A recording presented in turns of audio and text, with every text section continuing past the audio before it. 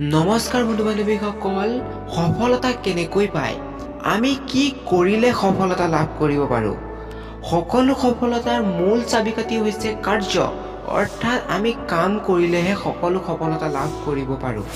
নমস্কাৰ বন্ধু বান্ধৱীসকল, মোৰ এই ইউটিউব চেনেলটো যদি এতিয়ালৈকে ছাবস্ক্ৰাইব কৰা নাই তেনেহ'লে চেনেলটো ছাবস্ক্ৰাইব কৰি ওচৰতে ঘণ্টা বটনটো প্ৰেছ কৰি দিবা।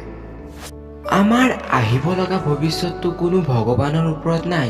আমি যদি বৰ্তমান ভাল কাম কৰোঁ, আমি যদি বৰ্তমান কষ্ট কৰোঁ, তেন্তে আমাৰ আহিবলগীয়া ভৱিষ্যতটো ভাল হ'ব। সেইকাৰণে কোৱা হয়, আপুনি আপোনাৰ বৰ্তমানৰ জৰিয়তে ভৱিষ্যত লিখিব পাৰে। আমাৰ এই সপোনবোৰ পূৰণ কৰাত বাধা দিয়া প্ৰধান বস্তুটোৱে হৈছে ভয়।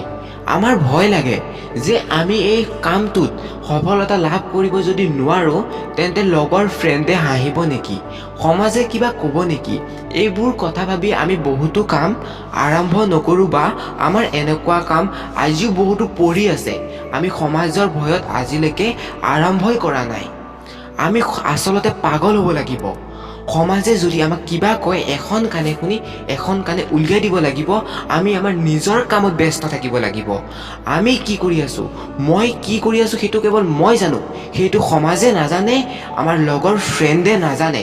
গতিকে আমি আমাৰ একান্ত মনে নিজৰ কামত ব্যস্ত থাকিব লাগিব।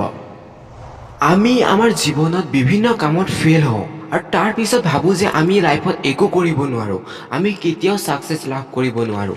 আচলতে এইটো ভুল ধাৰণা। মানুহে কেতিয়া ভুল কৰে, যেতিয়া এটা নতুন কাম কৰিবলৈ চেষ্টা কৰে।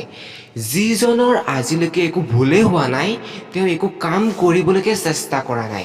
আপোনাৰ ভুল হৈছে, ইয়াৰ অৰ্থটো হ'ল যে আপুনি নতুন কিবা এটা কৰিবলৈ চেষ্টা কৰিছে। বন্ধু বান্ধৱীসকল, আজিলৈ ভিডিঅ'টো ইমানেই। নতুনকৈ এটা ভিডিঅ' লৈ অহাৰ প্ৰতিশ্ৰুতিৰে আজিলৈ